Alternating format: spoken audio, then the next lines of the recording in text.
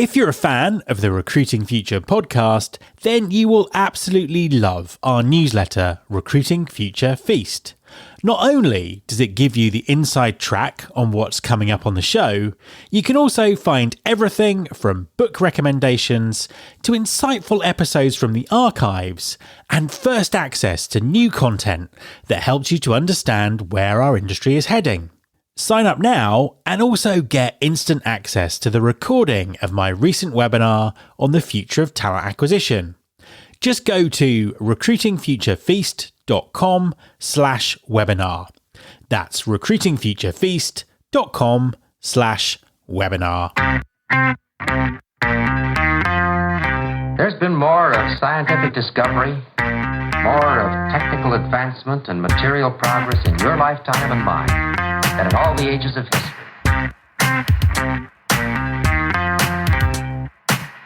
Hi there, this is Matt Alder. Welcome to episode 551 of the Recruiting Future podcast.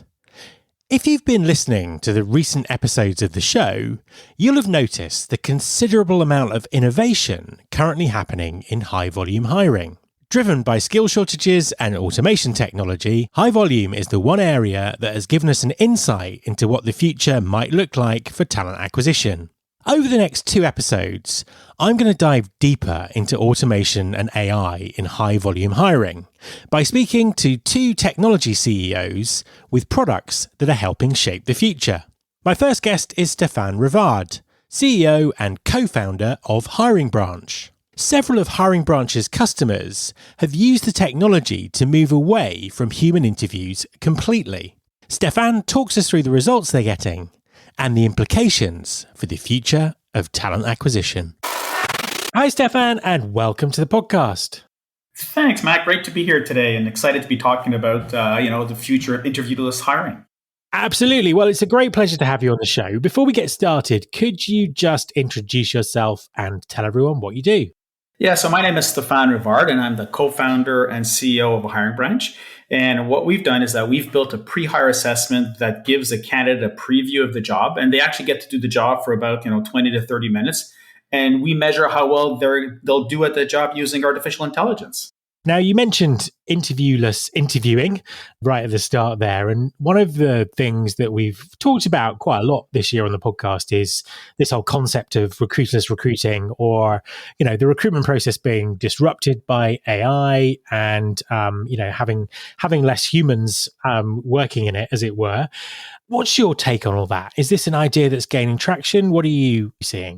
Yeah, I think it is gaining traction, and for a number of reasons. One of the reasons is especially in high volume hiring, which I think accounts for about 80% of large enterprise hiring. So we're talking about types of roles that are customer facing, could be support roles or sales roles or anything to do with the customer. And we're seeing typically outside of North America, they tend to be a lot of candidates, especially for brands that are popular. So you can imagine your large enterprise customers.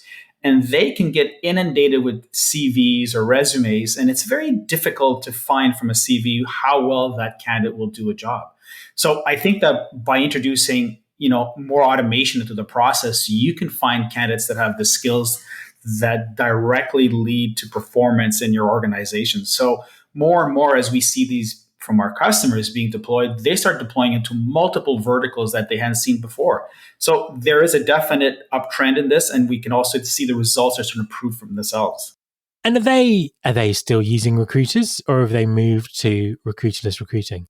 Well, I think the recruiter's job just simply changes. So, the recruiter in a traditional project that we go into, they're typically screening for CVs, doing a phone interview at the beginning, and then eventually we'll have the candidate come in. And I think that by using a recruiter more effectively is that they're using technology at the beginning to be able to screen down from, 1,000 potential candidates down to maybe 100 or 200, or even sometimes they hire directly. And they're using the recruiter as an operational base, really to make sure that how well they've done on the pre-hire assessments perform in the real world. So that's the role of the recruiter is just changing, and it's freeing them up from spending countless hours interviewing people that you really don't know if you're going to perform. So I think the recruiter will always be there, but I think the role and the responsibilities of a recruiter are moving up the chain to more important roles.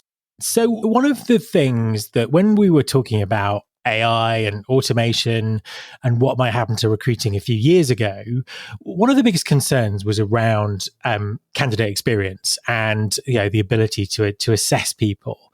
I suppose the recent developments in AI, how has it sort of solved those problems? I mean, is it giving a better candidate experience, and what do you see happening to the interview? Yeah, I think so we're seeing, one of the things that concerns when we go to do this, recruiterless or using an assessment as initial step is that our recruiters are terrified to not be able to fill all the vacancies. And the reality of what we're seeing is that it's the opposite. Candidates from all these researchers that they're feeling more confident and they feel they have a better opportunity to showcase their abilities when they use, a really assessment designed for that role. So it's really changed and they're getting more candidates. And I think for the candidates, a better experience because, from the approach we've taken, which is a really scenario based where you get to handle customer calls and speak to customers in a mock way, that it gives the candidate also a preview of the kind of work they're going to be doing. And sometimes, doing sales roles, like you may think you're really good at it until you actually start talking to, potential customers, and it's not everybody can do it. So it really helps you to showcase your skills, and candidates want that ability. That's really important. And sometimes in an interview, this is difficult to showcase in just, when you have a 10-minute interview or 15-minute, especially in high volume hiring. No, absolutely. And I think it's really interesting because there is this kind of big debate about, if CVs and interviews aren't the best way of hiring people, what is? And I've seen all kinds of discussions about different types of assessment and all those kind of things. But I suppose allowing people to do the job and see if they can, see how they kind of match up in terms of those real scenarios is really interesting. Tell us a little bit more about how that works. Yeah, I think that really, like the Harvard Business Review came out with an article, if you try to use a scenario-driven approach and you're really evaluating the candidate's abilities on like specific things. So such, let's say we're talking about a call center job or a contact center job where you have to take customer complaints or help resolve problems. If you put them that kind of scenario and then you get that candidate to respond, then using artificial intelligence, you can measure hundreds and hundreds of metrics effectively, efficiently, and you can repeat this process over and over again.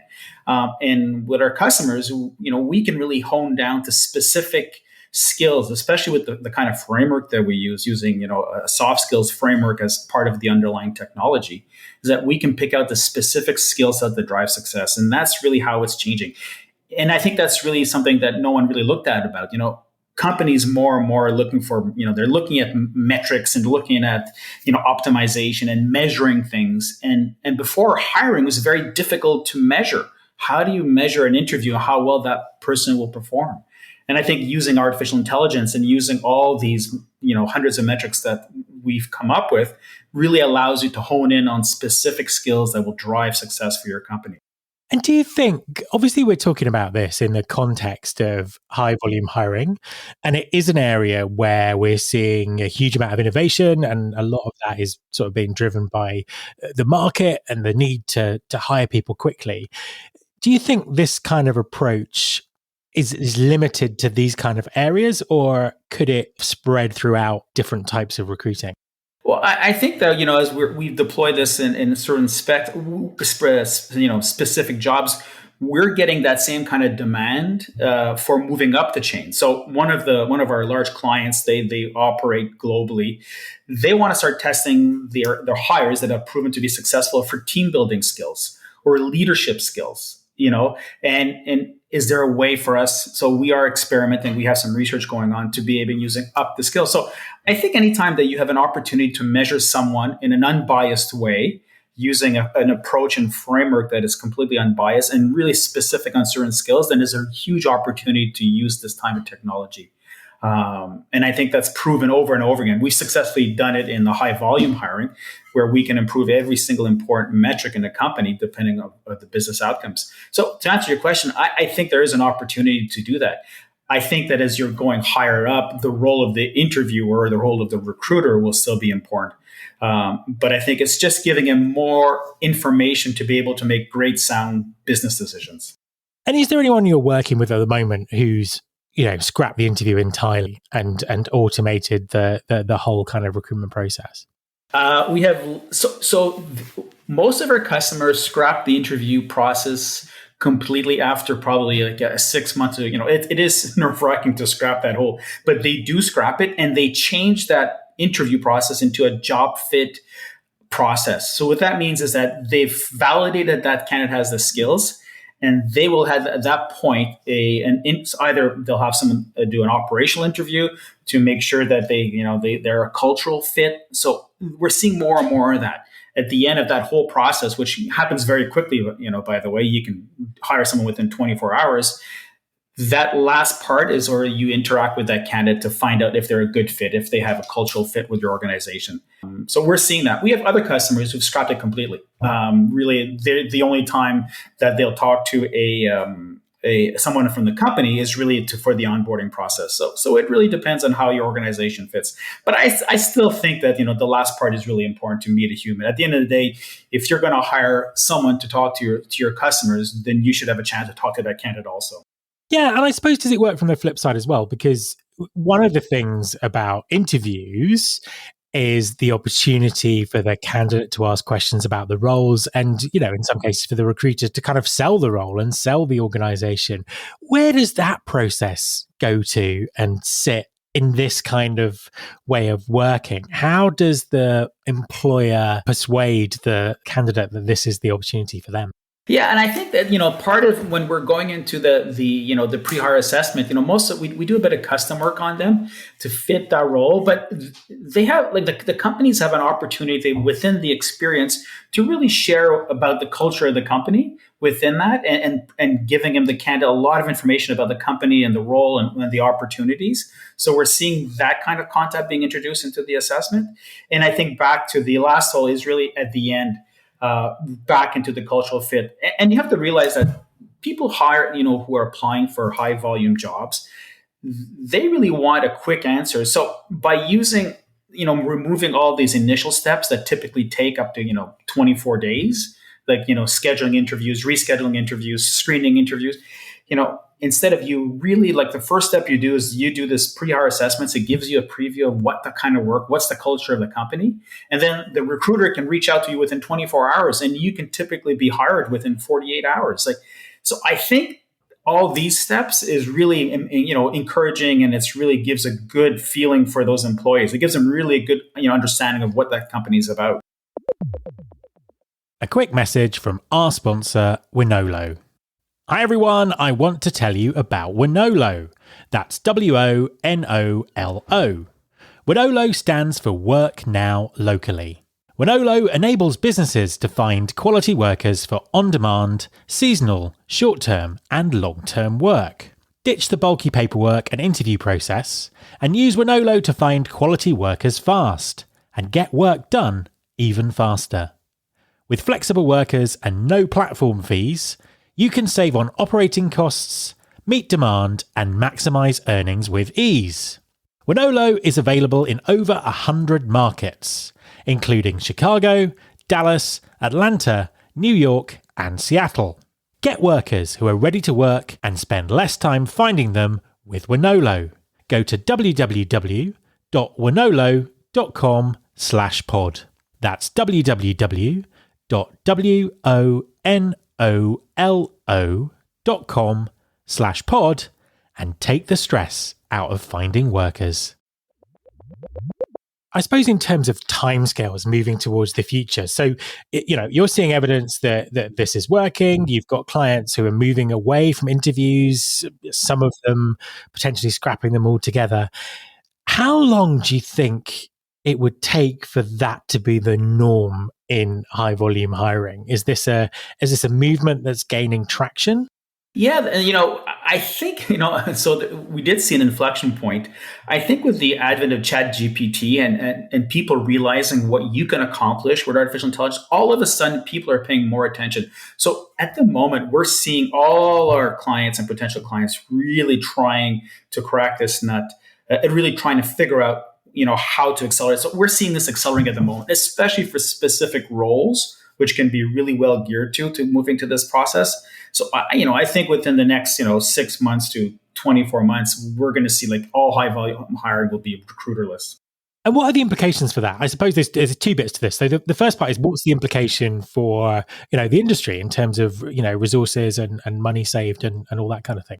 Well, I think that's the benefit of it. There's two benefits that we've seen from first of all is efficiencies. You're streamlining operations, so you can save tons of resources and optimize your recruiting, your talent acquisition department by going to this approach and letting them really focus on other tasks. And the other two phases that you really get a lot of benefit. We see our customers typically improve any kind of metric they have by using a standard or repeatable process in their hiring.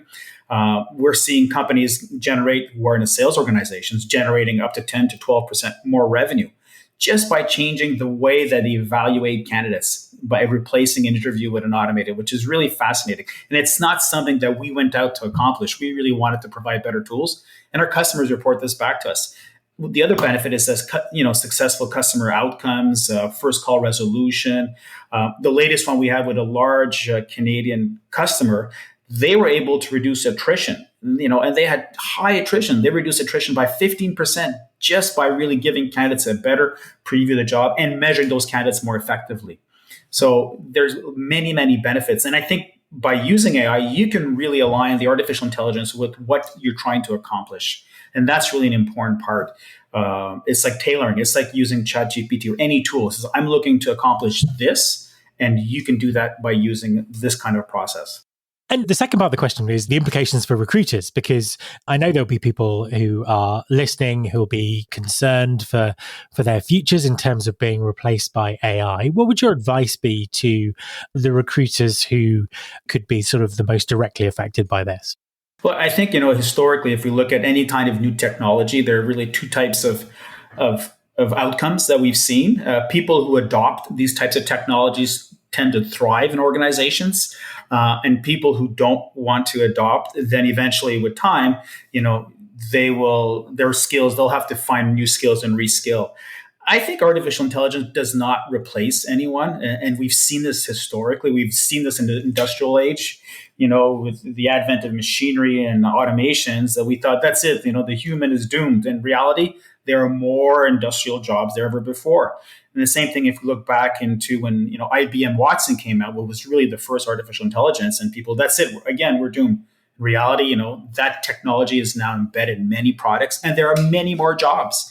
And they've been talking about artificial intelligence now in the contact center and forever. And what's happened in the last 20 years, there are more people employed in this industry, requiring more recruiters, more skills.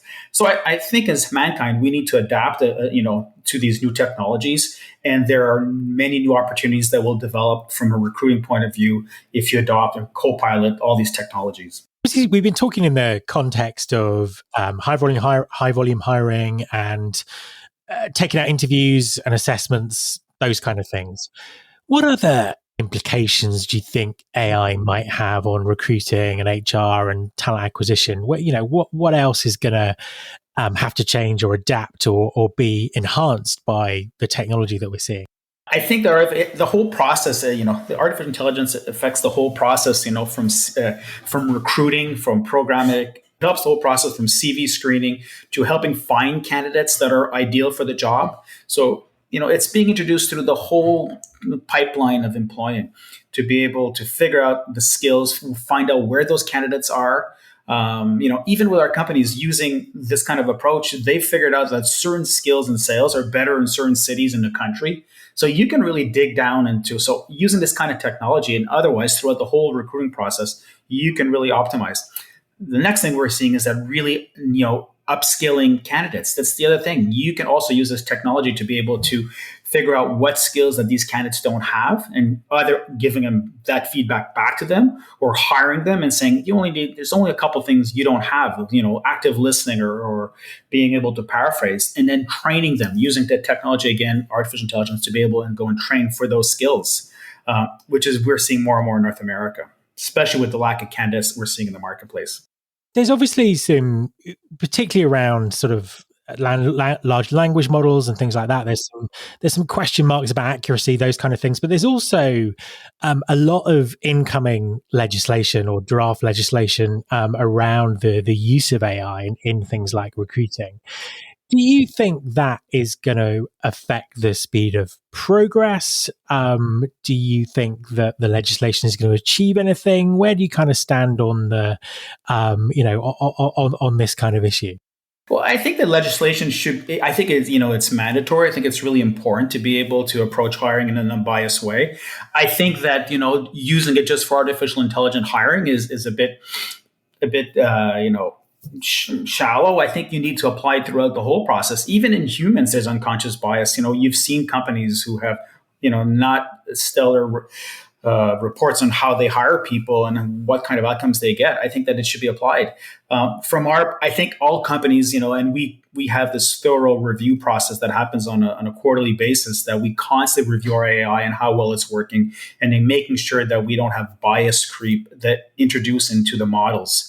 And we're very successful at it. Our tool at the moment is completely unbiased, regardless. And we work in approximately 40 countries around the world. So it's really important that you keep those models and you make sure that you're doing a good job giving everyone a fair opportunity. And using a skills-based assessment does that. You're not looking at accents. You're not looking at background. We take no background information on our platform. We're really looking at your skills, what kind of skills you have. And so, final question, what would your advice be to TA leaders who are listening, who want to, take a deep dive into how recruiting, automation, and these types of assessments can help them develop their strategies? Yeah, I think you really need to pilot these tools. One of our customers, when we started, they were perfectly happy with the current approach they were using, and they were getting the outcomes until we asked them, have you correlated, your specific soft skills or metrics to all these assessments? And they looked at us like, we were really speaking a different language. And once they started digging into it, they realized that they didn't even realize what specific skills that was driving success. And that's something that, as a TA leader, you need to start, getting information and trying these tools and looking at the kind of information you can gather. And this will be useful even in your manual. If you want to start a manual process, this will make it very useful to understand exactly what kind of skills your agents need to succeed. Stephane, thank you very much for talking to me. Thanks, Matt. It's been great to be on your show. My thanks to Stephane. You can subscribe to this podcast in Apple Podcasts, on Spotify, or via your podcasting app of choice. Please also follow the show on Instagram. You can find us by searching for Recruiting Future. You can search all the past episodes at recruitingfuture.com. On that site, you can also subscribe to our monthly newsletter, Recruiting Future Feast, and get the inside track about everything that's coming up on the show. Thanks very much for listening. I'll be back next time, and I hope you'll join me.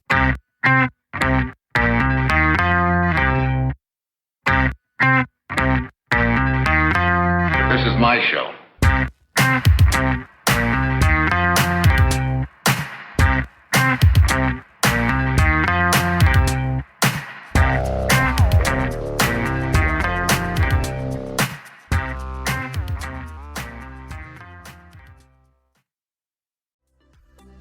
Imagine how fast we could solve the world's biggest problems if more SaaS startups would gain traction sooner.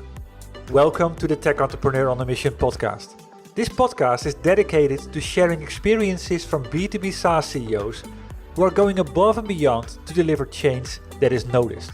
You will hear their secrets and learn what is required to build a SaaS business that the world starts talking about and keeps talking about, and how to overcome the roadblocks to do so.